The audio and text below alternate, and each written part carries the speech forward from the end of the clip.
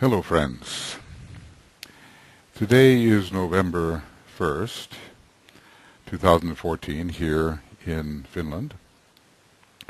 Here it is All Saints' Day, the day after Halloween. It's fascinating how the extremes, the lower levels of the astral plane and the very highest type of devotion and appreciation are side by side. Well, maybe it's just a coincidence that it is today, All Saints' Day, but I was out for a walk. It seems the way to stay alive is to walk through life. Maybe it takes me back to the old days of, I think, being one of those peripatetic philosophers, the kind that walked and talked, or at least walked a good deal behind those who were really saying something at the time. Every once in a while, I think I see something. Maybe it comes from the strong Aquarius influence in my astrological chart. You know, the Tibetan talks about the highs and lows of the Aquarian person, the sunny heights. Today the sun is shining, even though the weather is very, very warm, even though it's November 1st up here in the northern latitudes. And there are gray days, and they alternate, and so it is with the psyche. There are periods when one can really see, and other periods when one's vision is obscured, occluded. Well, I work on many things. You know, this is that series called Adventures in Identification. Seems like one of the most important things to do is to learn how to identify which the monad within us already does in a constant way. And that monad is we ourselves, the one and only I, the one, and ultimately the Absolute. So every once in a while I get a bright idea. I keep them in my little red books, or, well, it's black and red. Okay, so here's my red book, here's my black book. I keep changing these things. And write down many ideas, and some of them may have some value. It seems everything that I'm trying to do in my life at this time is to prove to my consciousness, in terms of realization, the one and only reality, the being, the self, the Absolute, call it whatever you will, the none other, the sameness. It's a bit of a repetitive theme. And yet, within this, whatever it is, there is no change. And yet all change is included. If you go to Discipleship in the New Age, Volume 2, page 285, you'll see the 6 trumpeted words or phrases used in ancient times, even more ancient than the Censar, he tells us. And they trumpeted forth the realizations that can come when one is truly attuned to reality. There are 6 statements, and the last one, being, cries forth and says, and then it says untranslatable. We don't know what being cries forth and says. Death crumbles all. Existence disappears, yet all for A remains, untouched, immutably the same. God is. I take great sustenance from those phrases, and I've used them before. You know, if anybody is interested in what type of realization must come. Just go to those 6 trumpeted phrases which contain the key to all philosophy, the key to all wisdom or love of wisdom. Existence disappears, yet all for A remains. How is that possible? Existence disappears. This vast universe on all of its levels, however many there are, maybe 10 dimensions, maybe, but all of it, in all of its incredible vastness, at least to our consciousness, vastness to our consciousness, yet all for A remains, even after it disappears, untouched and immutably the same as ever. The one reality, the same as ever. So I got to thinking. I'm doing this kind of spontaneously. I really haven't made any notes on it, to read from right here. But, well, how many universes have there been? How many exhalations of the great breath? Because that's what a universe is.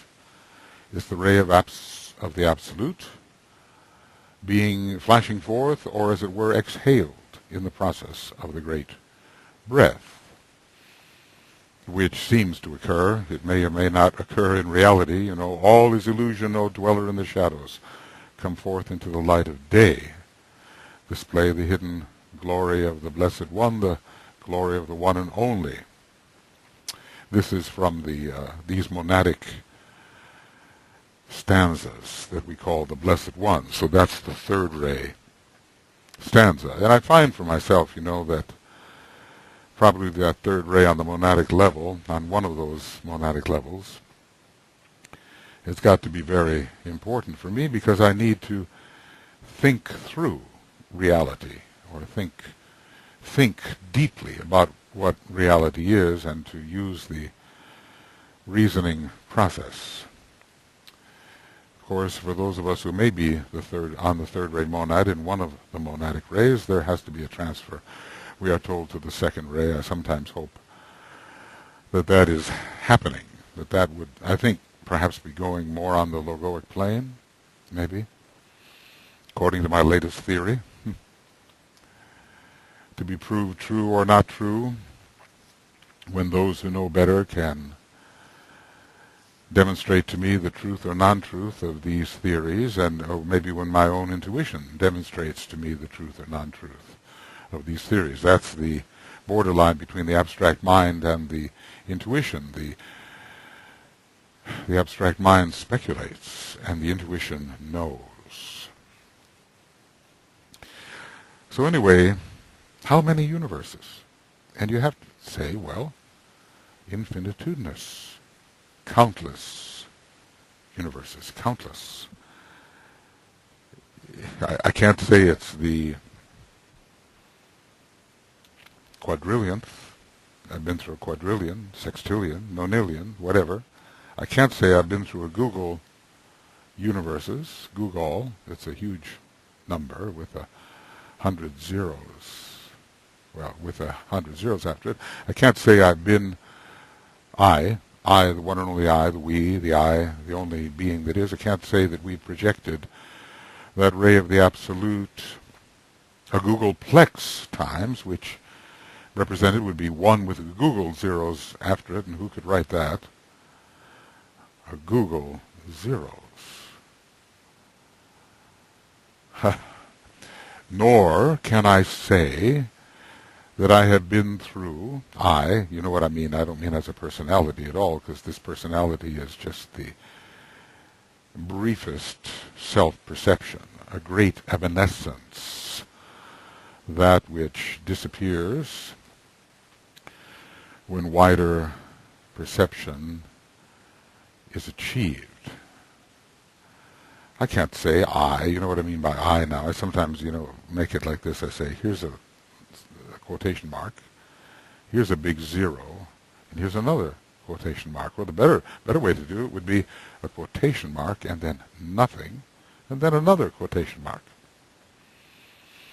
How many times have I understood in that way? Has it been a Google plexion? Because I don't think there is a number conceived larger than a Google plexion of universes, of exhalations of the great breath, of rays of the absolute, going forth into self-objectification. And a Google plexion is represented by 1 with a Google plex zeros after it.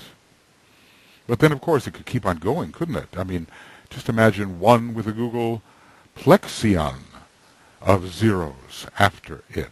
It's that 1, of course, that tells you that something is happening, as opposed to nothing, which is everything.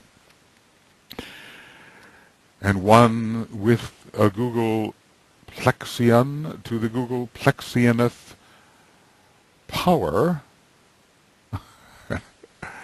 of zeros after it, and on and on and on and on.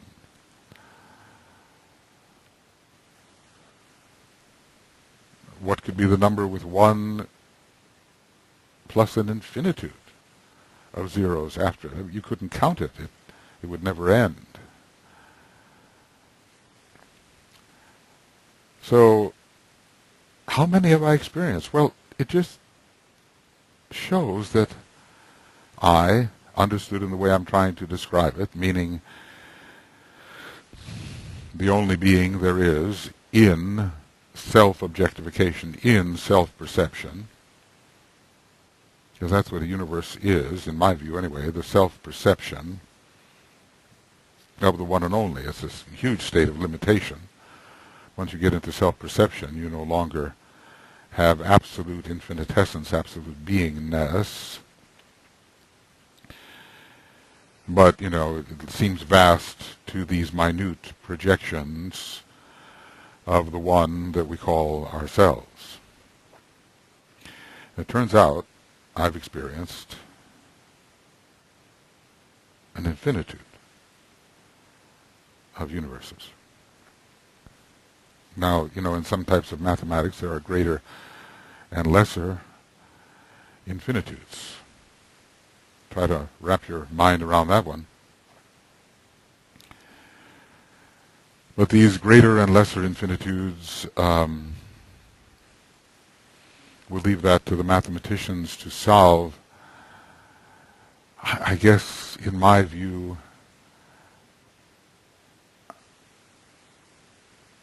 temporary view, I've experienced an absolute infinitude of universes, because this has been going on forever. But let's just say, without getting into the details of distinguishing infinitude from absolute infinitude, that I've experienced an infinitude of universes. Now, is it just now that I've experienced an infinitude of universes? What is now anyway?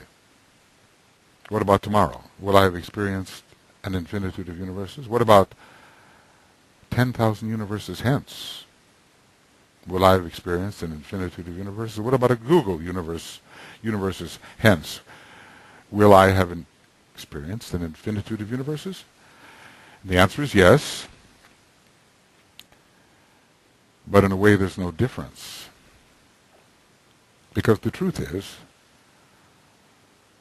given the perpetual motion of the absolute breath, if it is a reality, it certainly is an actuality, that I've always experienced an infinitude of universes. Always. That means that no matter how far back I go, a Google plex, a Google plexion, a Google plexion to Google plexioneth power, whatever, no matter how far back, apparently back, I go, I've always experienced an infinitude of universes. The implications are staggering, because there's no point in time, no point in the duration of the great breath throughout eternity, absolute eternity, there's no time in which I have not experienced an infinitude of universes. No, it's always been the case that an infinitude of universes precedes the one in which I am currently experiencing, just as an infinitude of universes succeeds. In a way, I've never moved. There's only one point. That point is now, and it's always equidistant from beginninglessness and endlessness, if you can conceive of them in that way. So another program I'll take up the idea that there is no movement, and that pure being, which I am, can never move. Because to move, it takes division and parts, and there is no division. The first division is the great breath, and so it leads you to question whether the boundless immutable principle can be divided, and whether the second fundamental of the secret doctrine is effective in actuality but not in reality, that there is this great breadth, this great periodicity. Maybe periodicity is also an illusion. It's an effective illusion because we have to deal with it forever in terms of our consciousness and our perception. So it turns out that I've always experienced an infinitude of universes, always. That means that my experience is always infinitely full. What does it mean, infinitely full? That all that is possible is there? Well, here's the interesting thing about infinity that makes you think about our experience. It's always infinitely full, meaning that an infinitude of self-registrations has always occurred. Infinitude of self-registrations.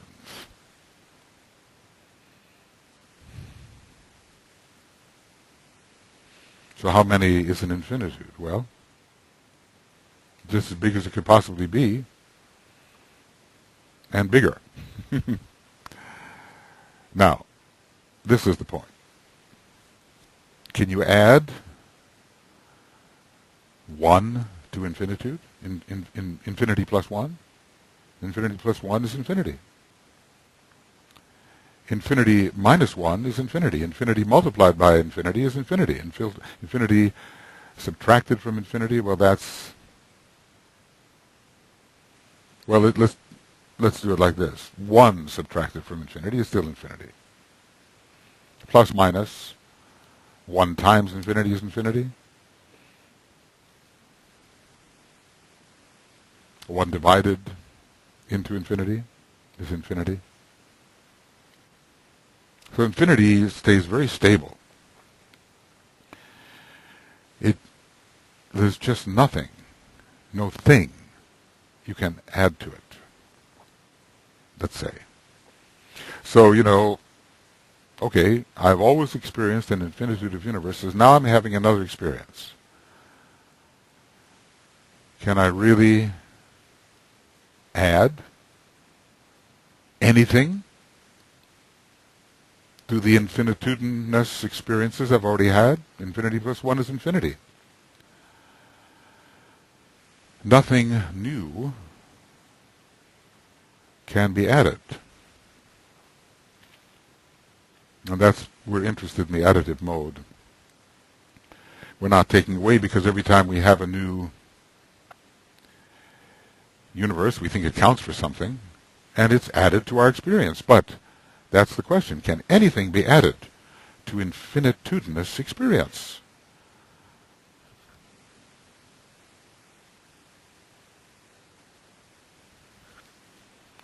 And if it's already infinitudinous, nothing can be added.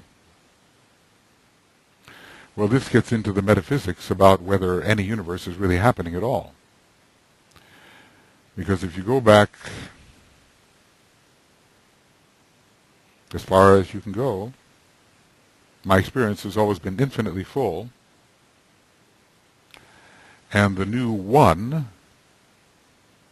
doesn't make any difference in the sum. So however far back I go, a Googleplexian of universes, and let's just say that there have been a Googleplexian of universes since that universe to which I directed my attention, nothing has been added.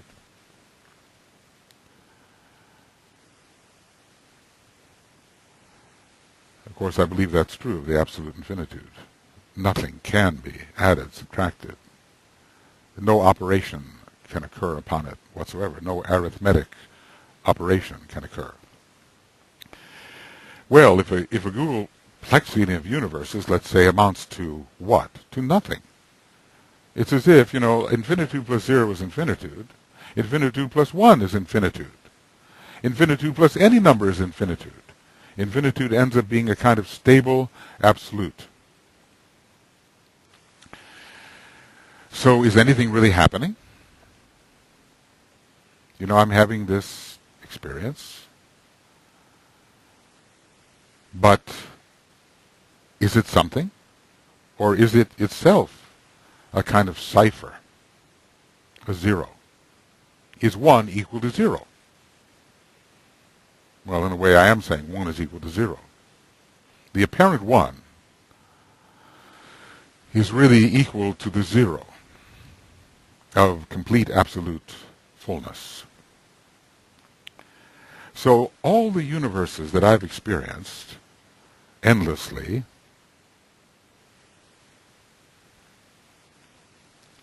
nothing can add to my experience at any point in time.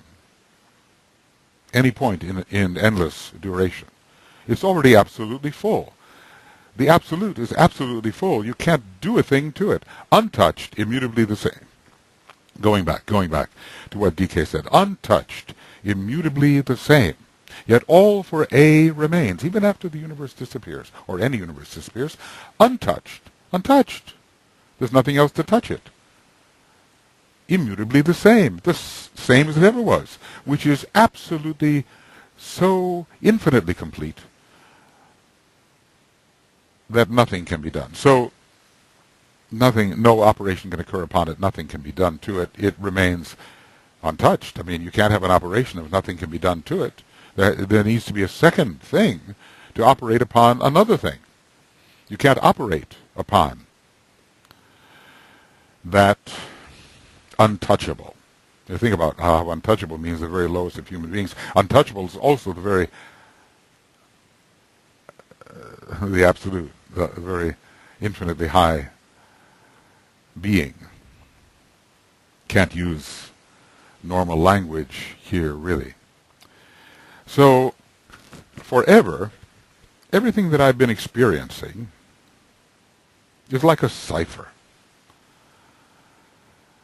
It's already been done within the absolute.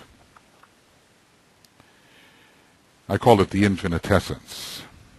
There's nothing new under the sun. That's a way of expressing this. Every new universe is not new. It only seems to be, and that's the game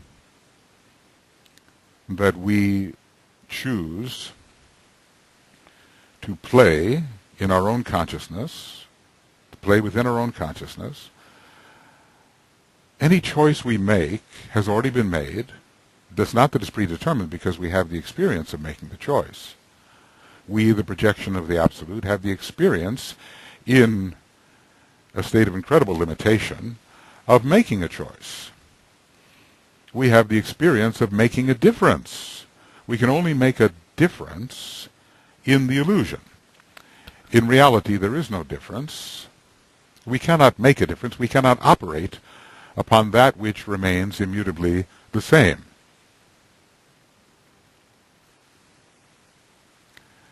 So we've been apparently adding experiences in a sequential manner, infinitely so, And yet, all of our addition turns out to be the addition simply of zeros, which are masquerading as ones.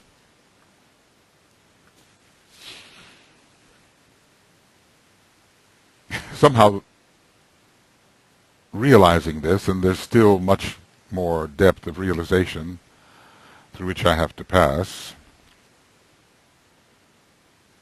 gave me a sense of joy. Perhaps not yet bliss, but a sense of joy. Not necessarily happiness, but a sense of uplift, coming closer to realization. See, there is perfection, and we are the perfection forever. God is. We are God. Oh, they'll kill you for that one, you know. We are God. We are the absolute. We are the only thing that is.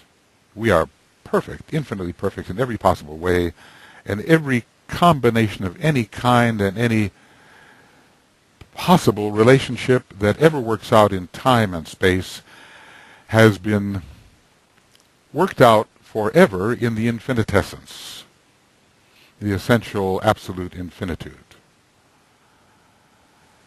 You know, we could get into the question in my book, Infinitization of Self, what I've tried somewhat to get into the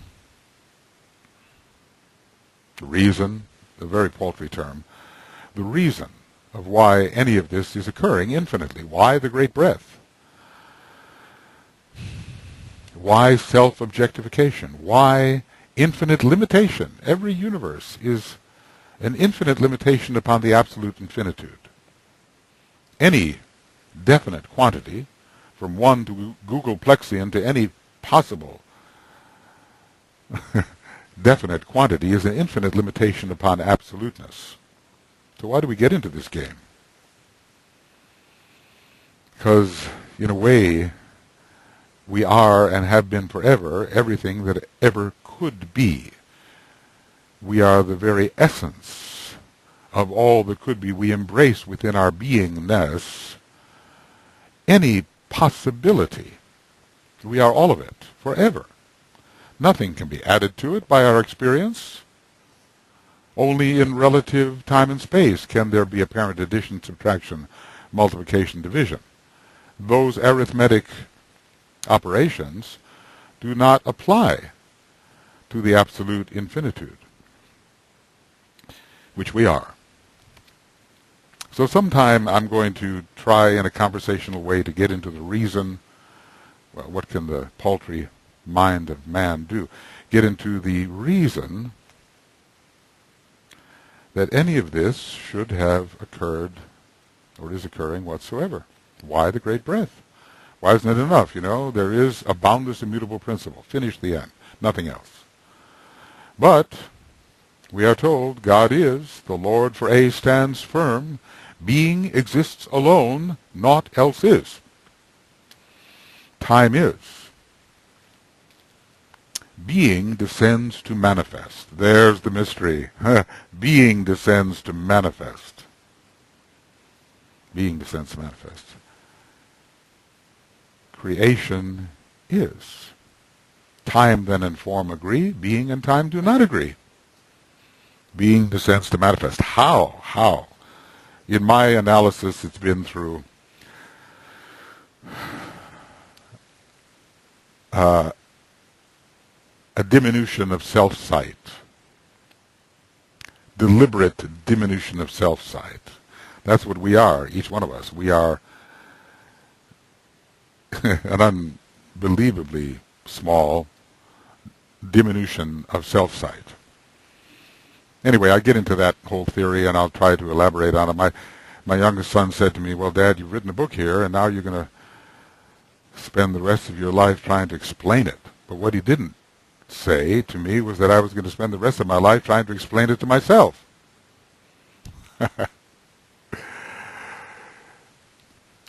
So I'm not adding anything. I'm not subtracting anything. I'm not having any new experience. I'm not, it's all been done within me forever. But I am having an aesthetic experience, a dramatic experience, a play, a dance, some sort of drama in limitation. Every limitation is the severest limitation. I can't say that a googolplexian is any larger than the number 1 when I'm talking in the absolute sense. Because if I take a googolplexian of universes and compare it, of course it is the incomparable, but I compare it to the one and only, it becomes what I call the ultimate infinitesimal, which is converging on 0. It becomes, everything is next, that's my new aphorism. I think I better write it down, excuse me. Everything is next to nothing. Excuse me. But, ideas come. Beethoven used to walk through the Vienna woods with his notebook because he would catch everything is next to nothing. Now, I'll think about that later. Everything is next to nothing. That means if I compare 1 to absolute infinitude, or if I compare a googolplexian to absolute infinitude, they're the same quantity. They are the ultimate infinitesimal.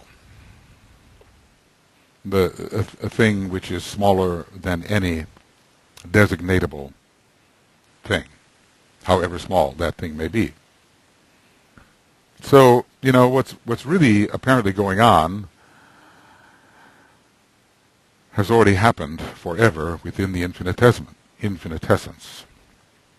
Now we have to take seriously the illusion, because we are that illusion. We become the illusion habitually forever and have become so.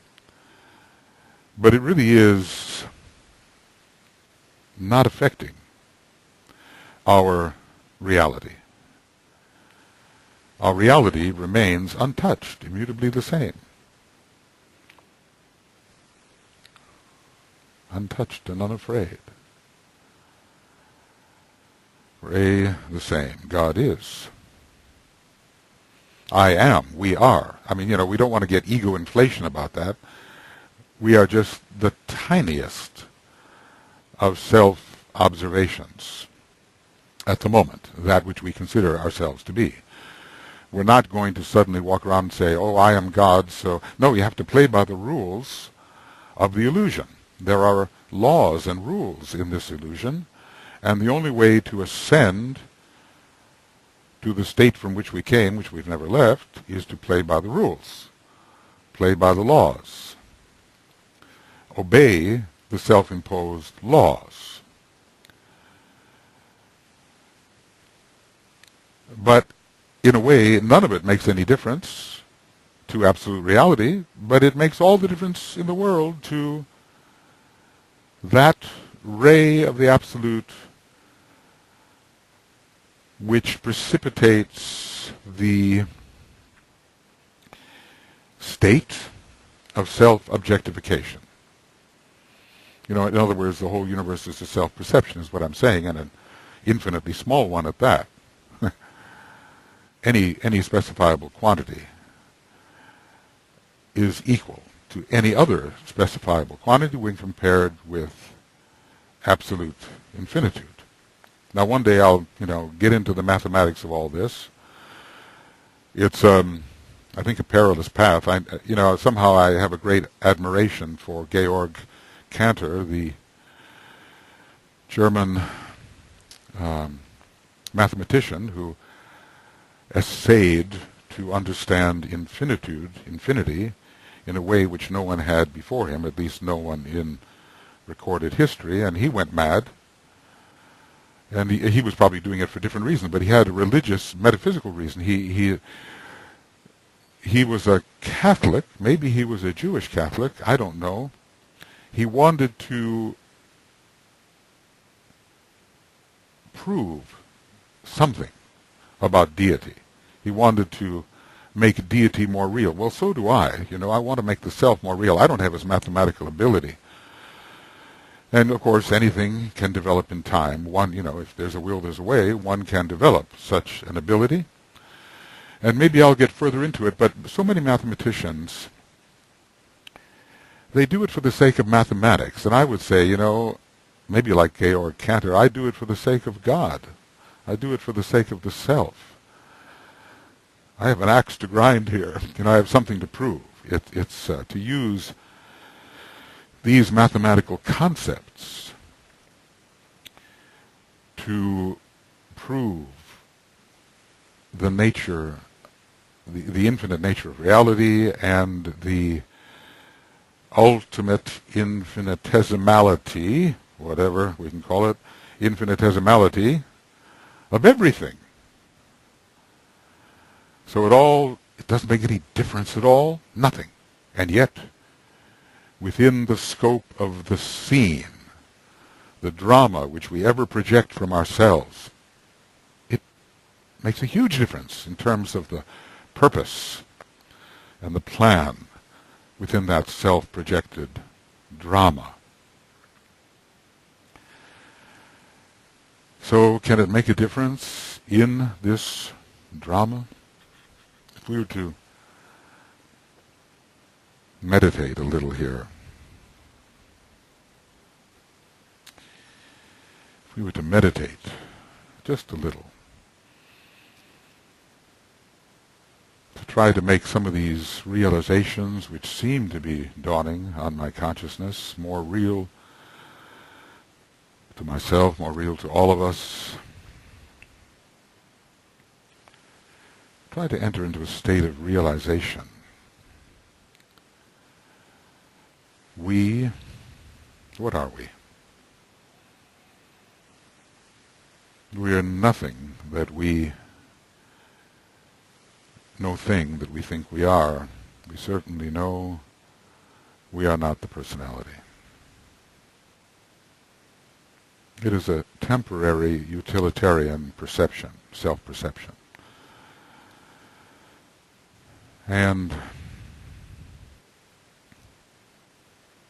we identify as the soul at times, but we're not that, really.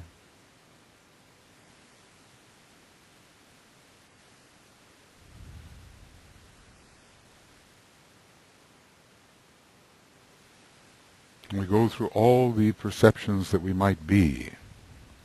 We even enter the vehicle of the monad, imaginatively, the temple of Ezekiel. Any quality or attribute that I seem to have in that high state, I am not that.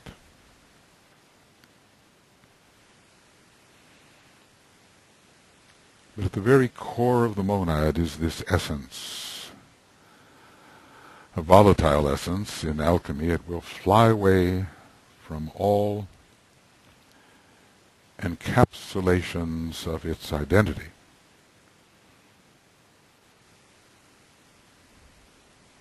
It will fly and fly into greater rings, pass not, forever until, once again, the vastness of the universe becomes its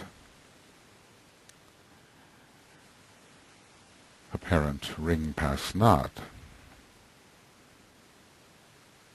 And that too will be broken. And the volatile essence turns out to be nothing less than the ray of the Absolute, radiating forth into self-objectification. That's what radiation really is on that level. It's an entry into the experience of self-objectification instead of the ongoing,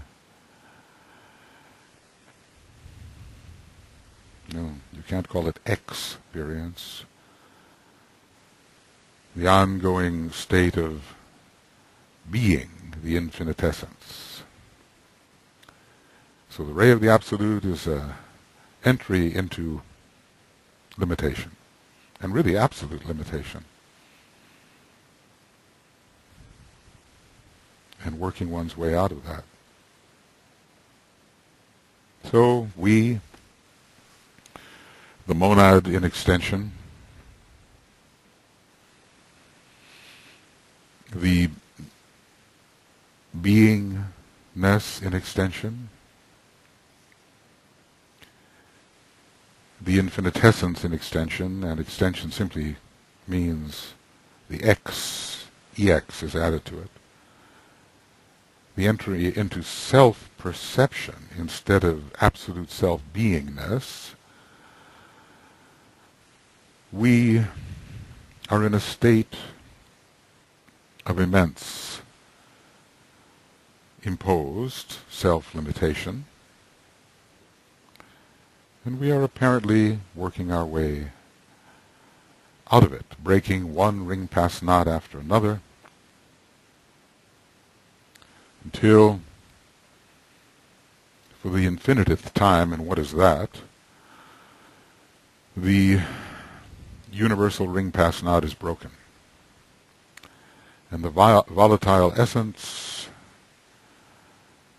then but one apparent thing, is retracted as the retractable ray of the Absolute into itself, and then there is no more self-extension.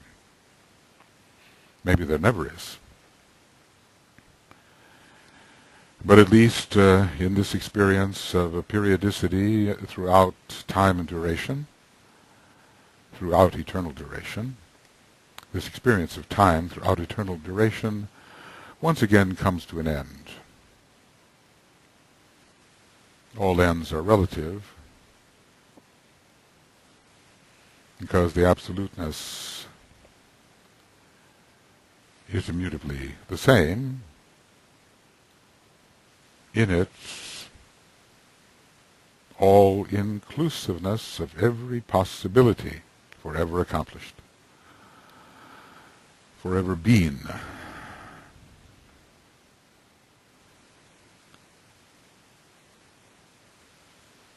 So here we are, adding experiences, improving, falling, encountering, relating.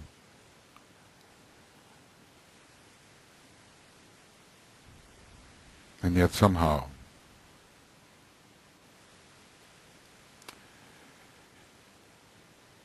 it's all been done forever, no matter what we choose. The apparent limited self, choosing through apparently free will, no matter what we choose, it's all been forever accomplished in the beingness of the infinite essence.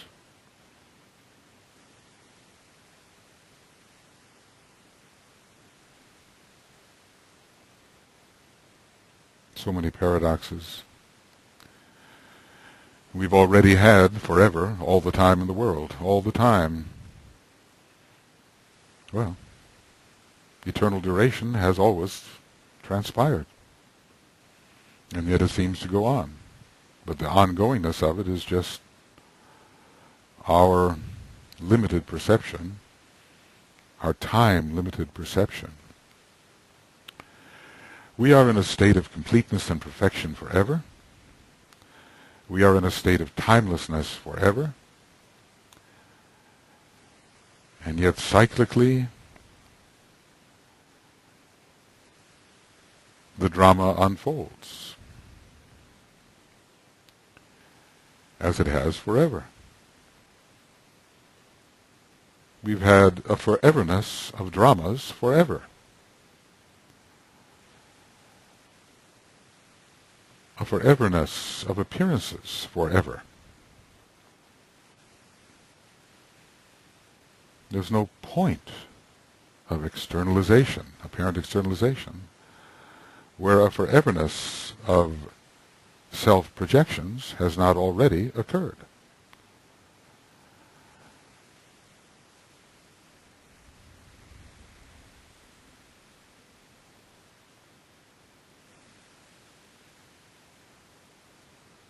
And it all, in a sense, means nothing, and it all, in a sense, means everything.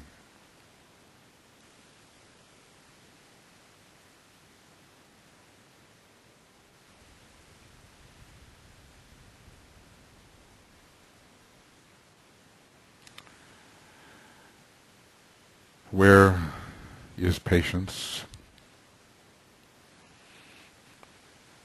eternal duration is, duration has durated eternally forever, at any point. It's going to bring us to the eternal now, in which the phantasmagorical kaleidoscope reveals an ultimately infinitesimal aspect of ourselves to ourselves periodically, while we don't move, never move off the spot. We're at the point, and we always are at the point, except when the point is retracted, and then again brought forth.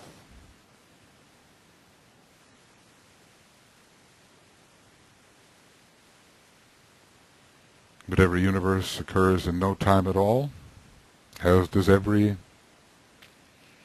period in which there is no time, and thus the paradoxes. So one wonders, does periodicity occur at all? Except in illusion, which is our actuality.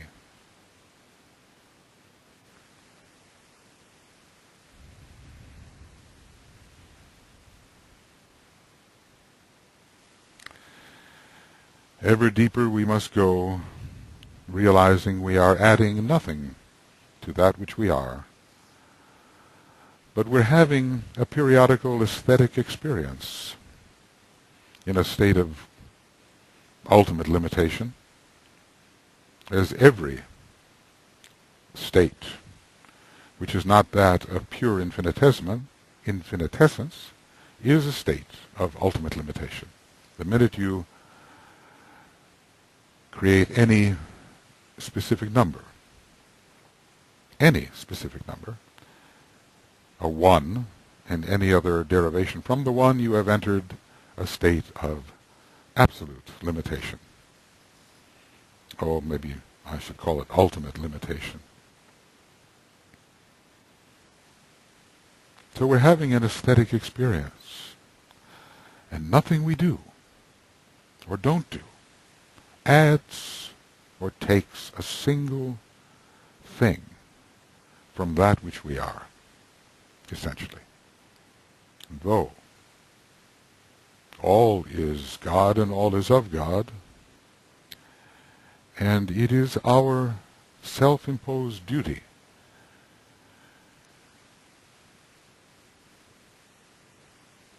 to do our best with the self-imposed purpose and plan of this ultimate limitation, this ultimate negligibility. That's what I want to call it, negligibility. We call the universe, or any universe. So we play by the rules which we have imposed at the dawn of the appearance of ultimate negligibility.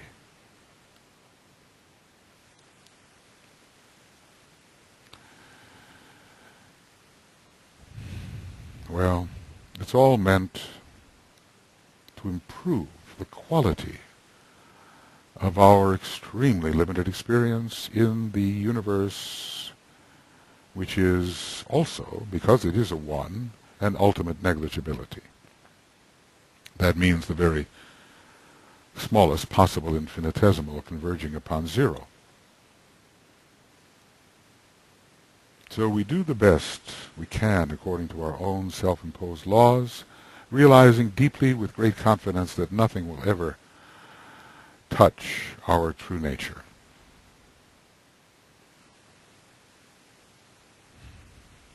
Space is, time and space reverberate and hide the one who stands behind.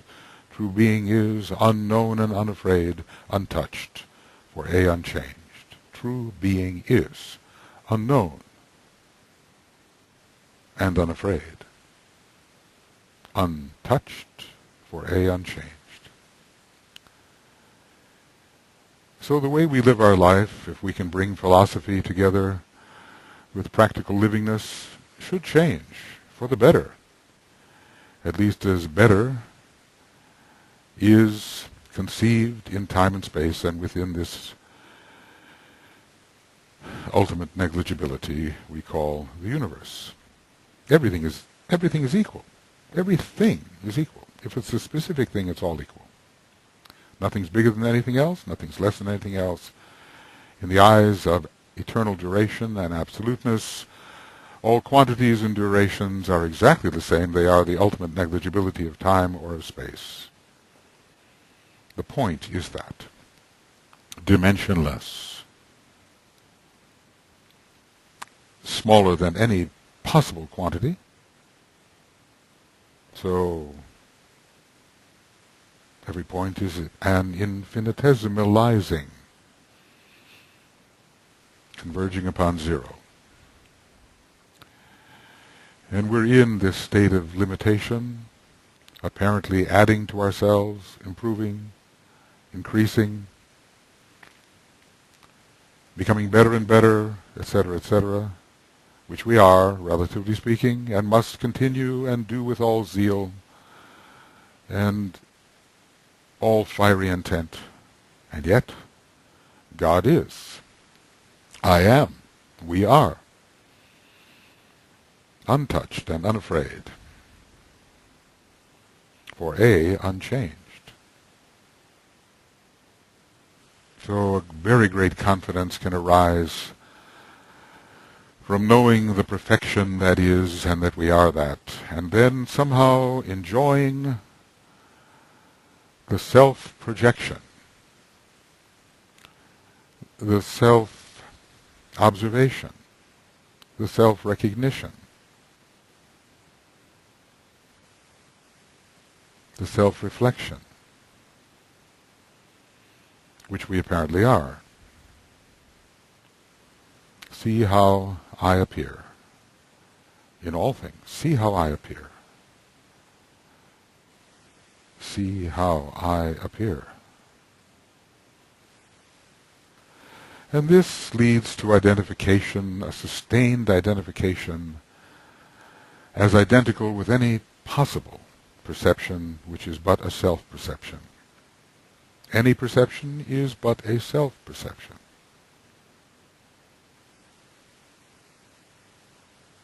So, mathematical operations apply to the relative self, as relatively great or small as it may be, until there is but one, and that one really is the zero and is retracted into zeroness, which is absolute infinitude. The retraction of one into zero, infinitely having occurred. Then you begin to wonder whether it occurred at all, ever, and whether the universe ever arose, and whether anything ever moved, ever. In a way, not. Immutability ever is, and yet the apparent mutability. This is the great thing to solve. It's been going on forever. Mutability is forever, cyclically, and yet all specific durations are an ultimate negligibility, and add them all together and you get a virtual nothingness. It's like nothing has ever happened.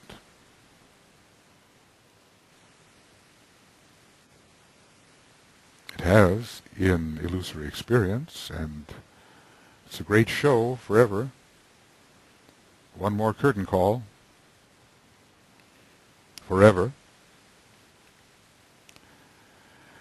So, sometimes you see those Buddhas, maybe the Chinese kind, the laughing Chinese Buddhas.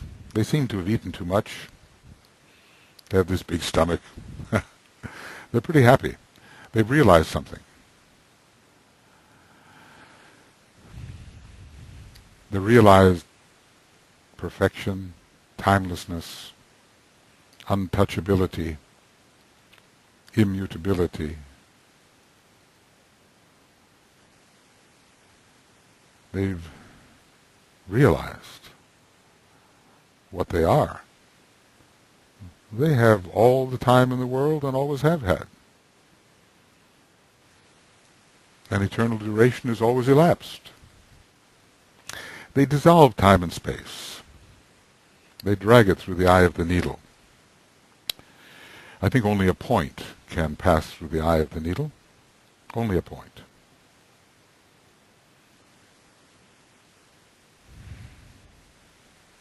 And a point is next to nothing. A point has no time, has no space, but is. And anything that is, as a point, is really an illusion. Because the absoluteness is pointless. But the point appears, apparently. And has forever. So it's important to know what kind of drama we're in, what kind of play we're in. We, an ultimate negligibility, an extension of the monad, an extension of the infinitessence. Every extension is self-extension. It's needless to extend. Extend into what? Maybe extend into self-objectification.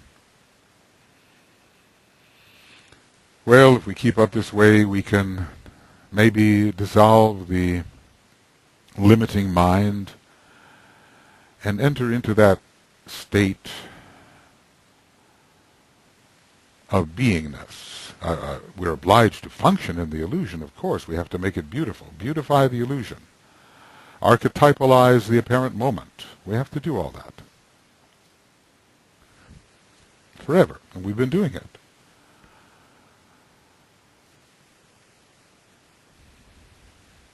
So there's no, you can't escape into some kind of duality and say, well, now I'm the absolute, don't have to worry about relativity.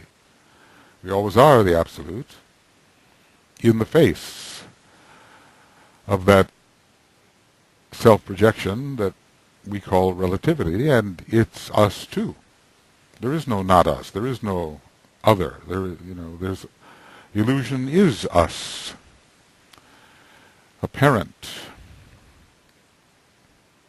The apparency is the reality, ultimately. So we have no excuse not to do things well. As in illusion they need to be done. Wash the dishes, clean the floor, dig in the garden, take out the garbage. What? Chop the wood and carry water.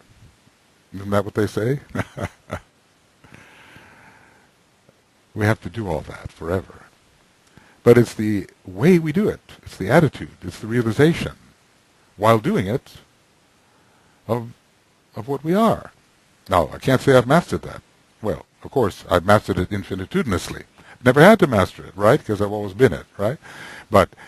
However, infinitudinously, the mastery has been there because who's the being who has mastered universes? There is but one, and how can you divide yourself from that? So, infinitudinously, the illusory mastership has occurred. But this is now, apparent now. It always is. And in this state of ultimate limitation, every state of limitation is ultimate limitation. Even if you're the logos of the entire universe, you're in a state of ultimate negligibility until you're retracted as a one into the zero. So, now I'm doing it again for the infiniteth time. And every time I've done it has been the infiniteth time. I guess one has to enjoy it. Realizing we've done it, we've made it, we are it. Naught is but me. Naught is but me. Naught is but me. It's got to make a difference in the psychology, in our psychology. in our way of living. It has to make a difference. Otherwise, what would be the use of philosophy? The love of wisdom is philosophy, and wisdom reveals, naught is but me.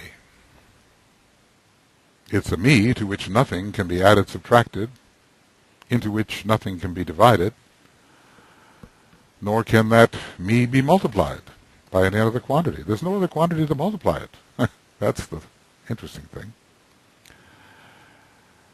So, philosophy of identification, the experience of identification, the experience of being all, even though, what do they say? It has to do with thinking globally, working locally, something like that. Well, thinking absolutely and working as an illusory point within the absoluteness. This is the universal extension of that.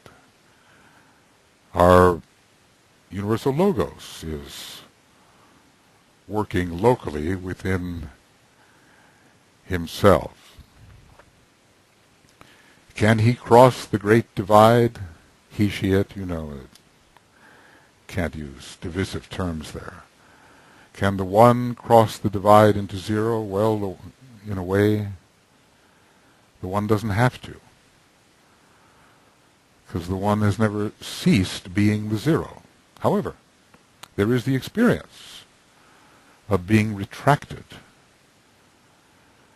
as the ray of the absolute back into the zero, which is all possible. And one day, that experience will be ours, as it ever has been, forever. So this is what we do. We've been doing it forever, cyclically forever. This is what we do. Adding nothing to the self which we are,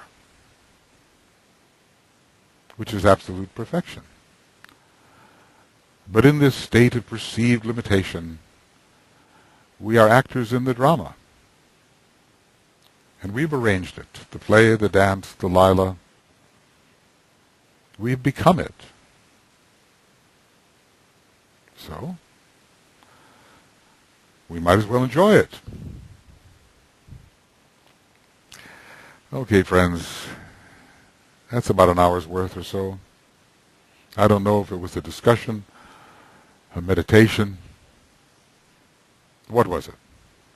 But anyway, while I was out for this walk this morning and the sun was shining uncharacteristically warm on this November 1st day, when everybody would expect in Finland for us to be way below zero, I thought, arithmetic just doesn't work in relation to what I really am. And the fullness of my experience has been infinitely full forever. So what am I adding to the real self? And I thought, well, I was going to do something, I was going to do something in the raise and the initiations. I was going to discuss that further, because I like to talk about what Master DK has said and maybe offer some interpretive ideas which will be of help.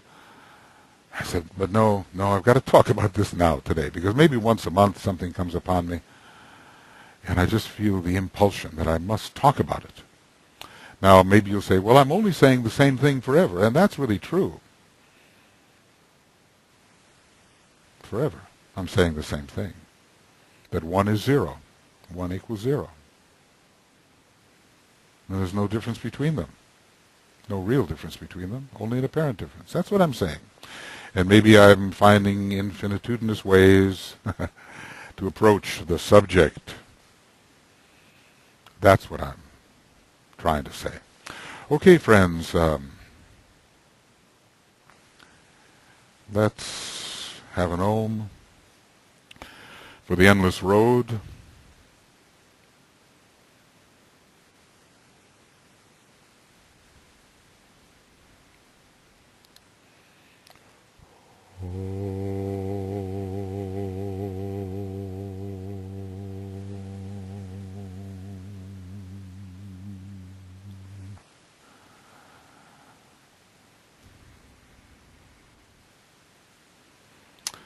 And more than likely I'll come back with a magical word or two, or some thought far out, in the attempt to establish all of us more deeply in the state of identification with pure being, which we forever are. See you before long, in time. Bye-bye.